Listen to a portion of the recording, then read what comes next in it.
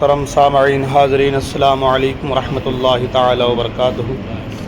سبھی حضرات قریب قریب آ کر بیٹھ جائیں اور آقا کریم صلی اللہ تعالی علیہ وسلم کی بارگاہ میں درود پاک کے نذران عقیدت پیش کریں۔ پڑھیں اللہم صلی علی سیدنا مولانا محمد معدن الجود والکرم وآلہ وبارک وسلم، صلو علیہ صلاۃ و سلام علیک یا رسول اللہ صلی اللہ تعالی علیہ وسلم۔ قرآن مجید سورۃ البقرہ آیت نمبر 85 اور 86۔ اللہ تبارک و تعالی ارشاد فرماتا ہے، ثم انتم هؤلاء تقتلون انفسکم وتخرجون فریقا منکم من دیارہم تظاہرون علیہم بالاثم والعدوان وان یأتوکم اسارا تفادوہم وهو محرم علیکم اخراجہم افتؤمنون ببعض الكتاب وتکفرون ببعض فما جزاء من يفعل ذلك منكم الا خزي في الحياة الدنيا ويوم القيامة يردون الى اشد العذاب وما الله بغافل عما تعملون اولئك الذين اشتروا الحياة الدنيا بالآخرة فلا يخفف عنهم العذاب ولا هم ينصرون۔ ترجمہ کنز ایمان، پھر یہ جو تم ہو اپنوں کو قتل کرنے لگے اور اپنے میں ایک گروہ کو ان کے وطن سے نکالتے ہو، ان پر مدد دیتے ہو ان کے مخالف کو گناہ اور زیادتی میں، اور اگر وہ قیدی ہو کر تمہارے پاس آئیں تو بدلہ دے کر چھڑا لیتے ہو اور ان کا نکالنا تم پر حرام ہے، تو کیا خدا کے کچھ حکموں پر ایمان لاتے اور کچھ سے انکار کرتے ہو؟ تو جو تم میں ایسا کرے اس کا بدلہ کیا ہے مگر یہ کہ دنیا میں رسوا ہو اور قیامت میں سخت تر عذاب کی طرف پھیرے جائیں گے، اور اللہ تمہارے کوتکوں سے بے خبر نہیں۔ یہ ہیں وہ لوگ جنہوں نے آخرت کے بدلے دنیا کی زندگی مول لی، تو نہ ان پر سے عذاب ہلکا اور نہ ان کی مدد کی جائے۔ ثم انتم ہؤلاء، پھر یہ جو تم ہو۔ اس آیت میں حضور اکرم صلی اللہ تعالی علیہ وسلم کے مقدس زمانے میں موجود یہودیوں کے عجیب و غریب طرز عمل کا بیان ہے۔ اس کا پس منظر یہ ہے کہ تورات میں بنی اسرائیل کو 3 حکم دیے گئے تھے۔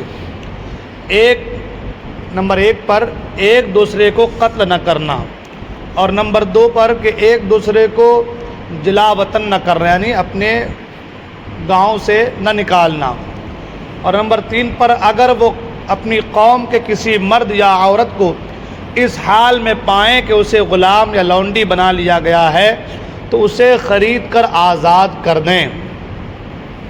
یہ 3 حکم اللہ تعالیٰ نے تورات میں بنی اسرائیل کو دیا تھا۔ نسل در نسل یہ عہد جو ہے چلتا رہا، یہاں تک کہ مدینہ منورہ کے گرد و نواح میں آباد یہودیوں کے 2 قبائل بنی قریظہ اور بنی نذیر میں منتقل ہوا۔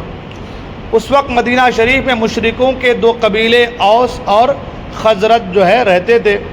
بنی قریظہ اوس قبیلے کے حلیف تھے اور بنی نذیر جو ہے وہ خزرج قبیلے کے حلیف تھے، اور ہر ایک قبیلے نے اپنے حلیف کے ساتھ قسم اٹھا رکھی تھی کہ اگر ہم میں سے کسی پر کوئی حملہ آور ہوا تو دوسرا اس کی مدد کرے گا۔ جب اوس اور خزرج کے درمیان جنگ ہوئی تو بنی قریظہ اوس کی اور بنی نذیر خزرج کی مدد کے لیے آتے تھے اور اپنے حلیف کے ساتھ ہو کر آپس میں ایک دوسرے پر تلوار چلاتے تھے، اور بنی قریظہ بنی نذیر کو اور وہ بنی قریظہ کو قتل کرتے، ان کے گھر ویران کر دیتے اور انہیں ان کی رہائش گاہوں سے نکال دیتے تھے۔ لیکن جب ان کی قوم کے لوگوں کو ان کے حلیف قید کر لیتے تو وہ ان کو مال دے کر چھڑا لیتے تھے۔ مثلا اگر بنی نذیر کا کوئی شخص اوس قبیلے کے ہاتھ میں گرفتار ہوتا تو بنی قریظہ اوس قبیلے کو مالی معاوضہ دے کر اس کو چھڑا لیتے، حالانکہ اگر وہی شخص لڑائی کے وقت ان کے ہاتھ آ جاتا تو اسے قتل کرنے میں ہرگز دریغ نہ کرتے تھے۔ لوگوں نے ان سے کہا کہ تم بھی عجیب لوگ ہو کہ ایک دوسرے کو قتل بھی کرتے ہو اور فدیہ دے کر چھڑا بھی لیتے ہو۔ یہودیوں نے کہا کہ ہمیں تورات میں یہ حکم دیا گیا ہے کہ ہم اپنے قیدیوں کو فدیہ دے کر چھڑا لیں۔ اس پر ان سے کہا گیا کہ پھر تم ایک دوسرے کو قتل کیوں کرتے ہو، حالانکہ تورات میں تمہیں اس چیز سے بھی تو منع کیا گیا ہے۔ تو یہودیوں نے کہا جنگ کے دوران ایک دوسرے کو قتل کرنے سے اگرچہ ہمارا اللہ تعالیٰ کے ساتھ کیا ہوا عہد ٹوٹ جاتا ہے، لیکن ہمیں اس بات سے شرم آتی ہے کہ ہمارے حلیف ذلیل ہوں، کیونکہ اگر ہم نے ایک دوسرے کو قتل اور جلا وطن نہ کیا تو اس میں ہمارے حلیفوں کی ذلت ہوگی، جو ہمارے ساتھ میں ہیں، جن کے ہم حلیف ہیں، ان کی ذلت ہوگی، اور چونکہ فدیہ دے کر چھڑا لینے میں ان کی کوئی ذلت نہیں ہے، اس لیے ہم اس عہد کو پورا کر دیتے ہیں۔ یہودیوں کی اس حرکت پر انہیں اس آیت میں ملامت کی جا رہی ہے کہ جب تم نے اپنوں کی خوریزی نہ کرنے، ان کو بستیوں سے نہ نکالنے اور ان کے اسیروں کو چھڑانے کا عہد کیا تھا، تو یہ کیا دو رنگی ہے کہ تم ایک دوسرے کو قتل اور جلا وطن کرنے میں تو بالکل ہی دریغ نہیں کرتے، اور جب کوئی گرفتار ہو جائے تو اسے فدیہ دے کر کے چھڑا لیتے ہو۔ اور جن باتوں کا تم نے عہد کیا تھا، ان میں سے کچھ باتوں کو ماننا اور کچھ کو نہ ماننا کیا معنی رکھتا ہے؟ جب تم ایک دوسرے کو قتل اور جلا وطن کرنے سے باز نہ رہے تو تم نے عہد شکنی کی اور حرام کے مرتکب ہوئے۔ افتؤمنون ببعض الکتاب، کیا کتاب کے کچھ حصے پر تم ایمان رکھتے ہو اور کچھ حصے کو بھول جاتے ہو؟ تو ان کا ایسا معاملہ تھا، مثال کے طور پر کہ فلاں محلہ والا ہم سے ان کا معاہدہ ہوا ہے کہ بھائی اگر ہم پر کوئی تکلیف ہو تم ہماری مدد کرنا، تم پر کوئی تکلیف ہو تو ہم مدد کریں گے، اور ایک دوسرا محلہ ان کا فلاں محلے سے ہوا ہے۔ اب یہ تو آپس میں حلیف ہیں، لیکن ہوتا یہ تھا کہ جب جنگ ہوتی تو یہ ایک دوسرے کو مارنے کے لیے، کاٹنے کے لیے بالکل پیچھے نہیں ہٹتے تھے، لیکن اگر کوئی جو ہے ان میں سے پکڑا جاتا تو فدیہ دے کر کے چھڑا لیتے۔ ان سے کہا کہ بھائی تم جب لڑائی کی بات آتی ہے تم برابر قتل کرتے ہو، اور جب پھر فدیہ دینے کی بات آتی ہے تو فدیہ دے کر چھڑا لیتے ہو۔ تو کہا کہ جب سامنے کوئی دشمن آ جاتا ہے، ہمارا حلیف آ جاتا ہے، اس وقت ہم کچھ نہیں دیکھتے کہ ہماری عزت اس میں ختم ہو جائے گی کہ فلاں کو چھوڑ دیا گیا، ان کے اندر مردانگی تھی نہیں، ایسی بات ہے ان کے ذہنوں میں راسخ ہو گئی۔ تو وہ لوگ کیا کہ اللہ کا عہد جو اللہ نے کہا تھا کہ تم اپنوں کو قتل نہیں کرنا ہے نا، ان کو اپنی بستی سے نہ نکالنا، ان دونوں عہدوں کو تو توڑتے رہے وہ لوگ، کہ لڑائی بھی کرتے رہے، مارا ماری بھی کرتے رہے، بستیوں سے نکالتے بھی رہے، مگر وہ جو دوسری بات تھی بس اس ایک کو مانتے رہے کہ فدیہ دے کے چھڑاؤ، ہے نا۔ تو قرآن یہ کہہ رہا فتؤمنوا ببعض الکتاب، تمہارا کیا معاملہ ہے؟ کتاب کے ایک حصے کو مانتے ہو اور ایک حصے کو نہیں مانتے۔ ایک جو 3 باتیں کہی گئی ان میں 2 باتوں کو تو مانتے نہیں، اور ایک بات کو تو مانتے ہو، تو یہ ماننا کیسا ماننا ہے؟ یہ ماننا کیسا ماننا ہے؟ آج کے دور میں بھی اب آپ دیکھیں ہمارا بھی یہی حال ہے کہ ہم کچھ باتوں کو مانتے ہیں اور کچھ باتوں کو اپنے مفاد کے لیے چھوڑ دیتے ہیں کہ بھائی جان دو، ہے نا۔ مثال کے طور پر شادی بیاہ میں حرام کام، ناجائز کام، فضول خرچی والا کام، شریعت سے دوری والا کام، بہت ساری چیزیں، وہابیوں سے رشتہ داری والا کام، بہت سارے معاملات جس کو شریعت منع کرتی ہے اس کو ہم کرتے ہیں، اس کو ہم اب کچھ باتوں کو مان کے نماز پڑھ لیتے ہیں، کچھ باتوں کو مان کے نماز پڑھ لیتے ہیں، باہر بھی جا کے جھوٹ بولتے ہیں۔ شریعت کہتی ہے نماز پڑھنا ہے، جھوٹ سے بچنا ہے، حرام سے بچنا ہے، تو نماز پڑھتے ہیں، روزہ رکھتے ہیں، حج بھی کرتے ہیں، زکوٰۃ بھی دیتے ہیں، یہ سارے اعمال کرتے ہیں، اور کچھ باتیں جو منع ہے اس کو بھی کرتے ہیں۔ مطلب یہ ہے کہ شریعت جس سے منع کر رہی ہے اس سے رکتے بھی نہیں، جس کو کرنے کے لیے کہا گیا وہ کر لیتے ہیں، تو سوچتے کوئی ہم نے تو کر لیا تو ہمارا کام مکمل ہو گیا۔ اس کو کیا کہتے ہیں؟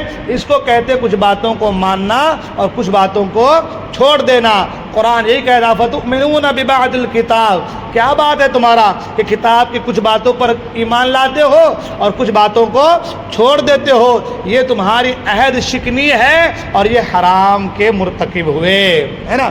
اللہ سے کیا وعدہ جو ہے جو توڑ رہے ہو تو یہ کیا ہے؟ یہ حرام کے۔ اب آدمی زنا کر رہا ہے، جھوٹ بول رہا ہے، گالی دے رہا ہے، سود کھا رہا ہے، دوسرے کے مال کو ہڑپ لے رہا ہے، یہ حرام ہے۔ یہ چیزیں کیا ہے؟ حرام ہے۔ تو ادھر نمازیں پڑھتے ہیں، ادھر حرام کام بھی کرتے ہیں، تو ان باتوں کی وجہ سے حرام کے مرتکب ہوئے، اور جو حرام کام کرتے ہیں اس کے لیے دردناک عذاب ہے، یہ قرآن کہہ رہا ہے۔ تو بنی اسرائیل کا جو ایمان تھا نا، یہ ایمان ناقص تھا۔ ایمان کیا تھا؟ ناقص تھا کہ کچھ حصے پر عمل کرتے تھے اور کچھ پر نہیں۔ اس پر فرمایا گیا کہ تم کتاب کے کچھ حصے پر ایمان رکھتے ہو اور کچھ سے انکار کرتے ہو۔ اس آیت سے معلوم ہوا کہ شریعت کے تمام احکام پر ایمان رکھنا لازم ہے، ضروری ہے، اور تمام ضروری احکام پر عمل کرنا بھی ضروری ہے۔ کوئی شخص کسی وقت بھی شریعت کی پابندی سے آزاد نہیں ہو سکتا، اور خود کو طریقت کا نام لے کر کے یا کسی بھی طریقے سے شریعت سے آزاد جو ہے، شریعت سے آزاد کہنے والا یہ کافر ہے کہ ہم شریعت سے آزاد ہو گئے۔ جیسے کہ آج کے دور میں طریقت کا نام لے کر کے ہم تو دل کی نماز پڑھتے ہیں، ہم تو کعبے میں جا کے نماز پڑھتے ہیں، ہم کو سب مسجد سے مدرسے سے کیا لینا دینا ہے، بس اللہ اللہ کرو کافی ہے، بس دل کو پاک رکھو کافی ہے۔ نماز قرآن یہ سب ان لوگوں کے لیے ہے جو لوگ مولوی ملا بنتے ہیں، ہم کو کیا کرنا ہے، ہم تو ڈائریکٹ پہنچنے والے لوگ ہیں۔ تو جو اس طریقے سے شریعت کا انکار کرتے ہیں اور اپنے آپ کو شریعت سے آزاد سمجھتے ہیں، تو شریعت کو آزاد کہنے والے یہ کافر ہیں۔ ٹھیک ہے، اور اس کی تفصیل جاننے کے لیے فتاوی رضویہ کی 21ویں جلد میں موجود اعلیٰ حضرت کی کتاب مقال العرفاء باعجاز الشرعی وعلماء، علماء اور شریعت کی عظمت پر اہل معرفت کا کلام، اس کتاب کا مطالعہ فرمائیں۔ یاد رکھیں کہ عظمت توحید کو ماننا لیکن عظمت رسالت سے انکار کرنا بھی اسی زمرے میں آتا ہے۔ جس طریقے سے اللہ کی وحدانیت، اللہ کی قدرت، اللہ کی حکمت، اللہ کی مصلحت اور اللہ کے لا محدودیت ہے نا، کہ اس کی کوئی حد نہیں، ان چیزوں پر جب ہمارا ایمان ہے کہ اللہ تبارک و تعالیٰ کی توحید کی جو عظمت ہے اس کے ہم قائل ہیں، تو اسی طریقے سے رسول کی رسالت کی جو عظمت ہے، رسول کی جو عظمتیں ہیں، ان کو بھی ماننا ضروری ہے۔ اس کا انکار بھی اگر کوئی کر رہا ہے تو وہ بھی اسی زمرے میں آتا ہے کہ کیا تم کتاب کے کچھ حصے کو مانتے ہو اور کچھ حصے کا انکار کر دیتے ہو۔ خزی فی الحیات الدنیا، دنیا کی زندگی میں بھی اس کے لیے رسوائی ہے جو عظمت توحید کے تو قائل ہے مگر عظمت رسالت کا انکار کرتا ہے۔ قرآن کا خزی فی الحیات الدنیا، اس دنیا رہتے دنیا میں ہی اس کے لیے رسوائی ہے۔ بنی اسرائیل کی دنیا میں تو یہ رسوائی ہوئی کہ بنی قریظہ 3 ہجری میں مارے گئے اور بنی نذیر اس سے پہلے ہی جلاوطن کر دیے گئے۔ اس سے معلوم ہوا کسی کی طرفداری میں دین کی مخالفت کرنا یہ اخروی عذاب کے علاوہ دنیا میں بھی ذلت و رسوائی کا باعث ہوتا ہے۔ آپ کسی کی طرفداری کر رہے ہیں تو سب سے پہلے یہ دیکھیں کہ ان کی طرفداری کی وجہ سے کہیں میں دین کی مخالفت تو نہیں کر رہا ہوں، میرا بھائی دیوبندی بن گیا ہے اس کا ساتھ دینا ہے مجھے، کہ ایسا تو نہیں کہ اس کے ساتھ دینے کی وجہ سے دین سے میں دور ہو رہا ہوں۔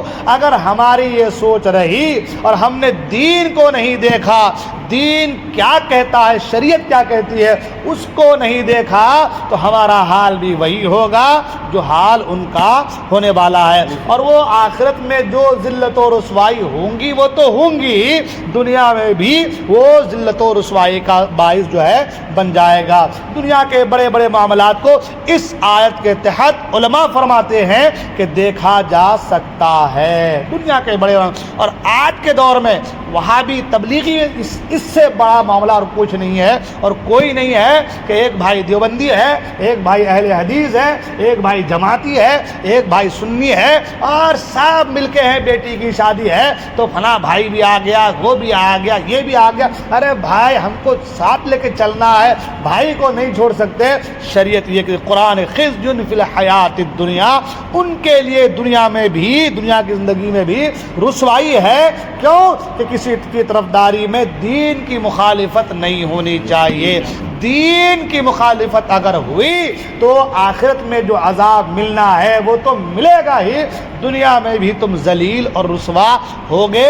اور لوگ ہو رہے ہیں جو ایسا کر رہے ہیں، آپ دیکھ لیجئے، بھلے ہی سامنے اس کے لوگ بولے حضرت، سر، فلاں، جناب، ماموں، خالو، لیکن پیچھے وہی کہتے ہیں بہت بڑا نالائق نیچ قسم کا آدمی ہے نا۔ تو یہ جو ہے یہ کیا ہے؟ دنیاوی ذلت ہے۔ وَمَا اللَّهُ بِغَافِلٍ، اور اللہ غافل نہیں ہے، اللہ غافل، اللہ سب جانتا ہے کون کس ارادے سے کس کی طرفداری کر رہا ہے، کس کے دل میں کھوٹ ہے، کون کس طریقے سے یہ نہیں دیکھ رہا ہے کہ وہابی کا جنازہ پڑھ لے رہے ہیں، کہ وہابی کی میت میں جا رہے ہیں، ہمارے پڑوسی تھے بھائی، یہ نہیں دیکھ رہا کہ تیرے پڑوسی کی وجہ سے تیرے اوپر تجدید بیعت بھی ہے، تجدید نکاح بھی ہے، اور سب سے بڑی چیز دین کی مخالفت بھی ہے، دین کی۔ آپ بدر کے مقام کو دیکھ لیں، سرکار نے سب کو لا کے ایک گڑھے میں ڈال دیا جتنے کفار تھے، اور ڈالنے کے بعد سب کے بارے میں فرمایا حضور نے کہ جو میری آواز، جو میں آواز لگا رہا ہوں، اے صحابہ تم سے زیادہ یہ سنتے ہیں اور یہ دیکھ رہے ہیں کہ آج یہ کس قدر ذلت میں ہیں۔ یہ حدیث پاک موجود ہے، اس سے پتہ یہ چلا کہ اللہ تعالیٰ تمہارے اعمال سے غافل نہیں۔ ان میں نافرمانوں کے لیے شدید وعیدیں ہوتی ہے کہ اللہ تعالیٰ تمہارے افعال سے بے خبر نہیں ہے، تمہاری نافرمانیوں پر شدید عذاب دے گا۔ یوں ہی ایسی آیات میں مومنین اور صالحین کی خوشخبری ہے کہ انہیں اعمال حسنہ کی بہترین جزا ملے گی۔ یہ کچھ باتیں تھی، اللہ تبارک و تعالیٰ کہنے سن عمل کرنے کی توفیق